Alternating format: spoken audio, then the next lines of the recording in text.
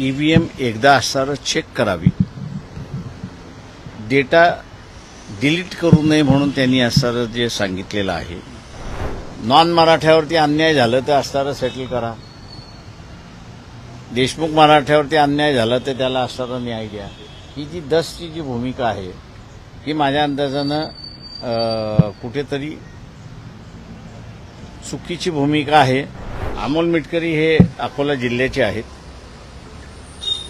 मुंबईत आले भेटतात, अकोल्यात आले तरी त्या ठिकाणी भेटतात.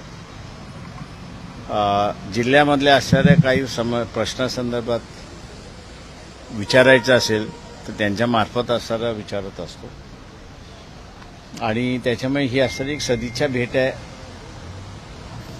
अशी असणारी परिस्थिती. सर, आज संजय राऊतांनी शरद पवार यांच्यावर निशाणा साधलेला आहे. काल शरद पवार यांच्या हस्ते एकनाथ शिंदे यांचा सत्कार करण्यात आलेला आहे महादजी शिंदे पुरस्कार देऊन. मात्र त्यांनी आज एकंदर त्याच्यावर नाराजी व्यक्त केलेली आहे. थँक्यू. सर्वोच्च न्यायालयाकडे पाहता सर्वोच्च न्यायालयाने जे दिल्लीमध्ये इलेक्शन झालं त्यानंतर ईव्हीएम मधला जो डेटा आहे तो न इरेज करण्यासंदर्भातले जे आदेश आहेत ते देण्यात आलेले आहेत. डिलीट करून येतो कारण दिल्लीच्या इलेक्शननंतर आणि महाराष्ट्राच्या इलेक्शननंतर ईव्हीएम मध्ये मोठ्या प्रमाणात आक्षेप आहे तो घेण्यात आला. मी असं म्हणणार आहे की ईव्हीएमच्या संदर्भात सुप्रीम कोर्टाने दिलेला निर्देश हा योग्य आहे. फक्त सुप्रीम कोर्टाला माझी असणारी एकदा विनंती आहे की त्यांनी पूर्णपणे ईव्हीएम एकदा असताना चेक करावी, डेटा डिलीट करू नये म्हणून त्यांनी असताना जे सांगितलेलं आहे. त्याच्याचबरोबर ज्या ईव्हीएम मतदारसंघामध्ये होत्या पण वापरल्या गेलेल्या नाहीत अशा ईव्हीएम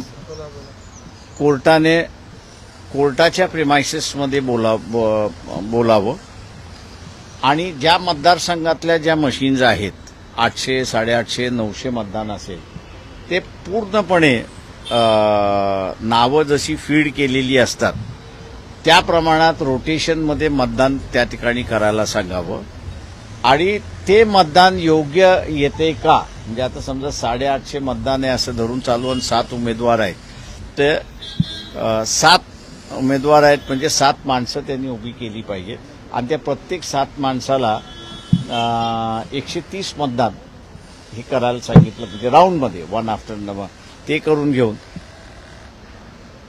त्या उमेदवाराला 130 मतदान मिळतं का हे सुप्रीम कोर्टाने तपासून घ्यावं. म्हणजे मग सुप्रीम कोर्टाच्या लक्षात येईल की ईव्हीएम मध्ये असणारी जी चिप आहे ही मॅन्युप्युलेट होते की न होते याच्या संदर्भातला मग कोर्ट निकाल त्या ठिकाणी घेऊ शकतो. वादग्रस्त आमदार अभिषेक वर्मा यांनी काल शिंदे गटात दिल्लीत प्रवेश केला. त्यावरून संजय राऊतांनी असा आरोप केला आहे की कालचं साहित्य संमेलन हे केवळ दलालीत सुरू आहे. No comments. सत्कार शरद पवार नो कॉमेंट्स.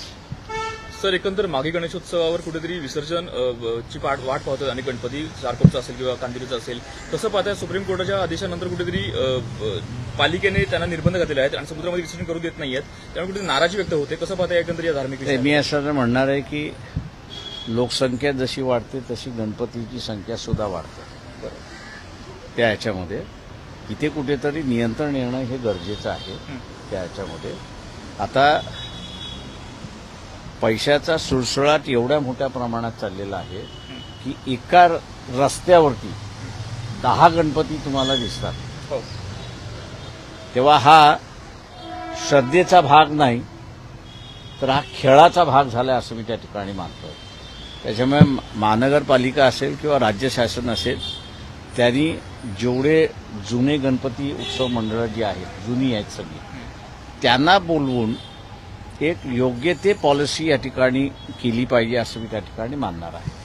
नाही तर असणारं राजकारणासाठी मंडळ काढायचं बसवायचं तिथे जे काही चालतं ते चालतं त्याच्यामध्ये, परंतु उपासनापेक्षा हेटाळणी अधिक त्या ठिकाणी निर्माण होते अशी परिस्थिती आहे. तर त्याला कुठेतरी नियंत्रण केलं पाहिजे या मताचा मी आहे.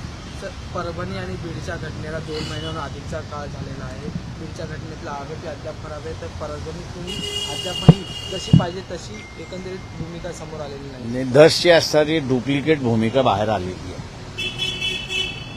म्हणजे नॉन मराठ्यावरती अन्याय झालं तर असणारं सेटल करा, देशमुख मराठ्यावरती अन्याय झाला तर त्याला असणारा न्याय द्या. ही जी दसची जी भूमिका आहे ही माझ्या अंदाजानं कुठेतरी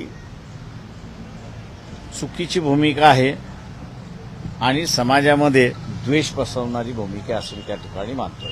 ते वारंवार असंही म्हणतात त्याच्यामध्ये मी या आठवड्यामध्ये मुख्यमंत्र्यांची पुन्हा असणारं वेळ मागितलेली आहे.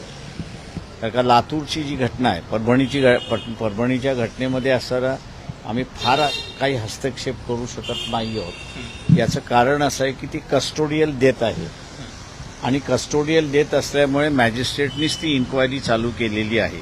त्यांची जोपर्यंत कंप्लीट होत नाही तोपर्यंत पुढे आम्हाला काही जाता येत नाही अशी असणारी परिस्थिती आहे.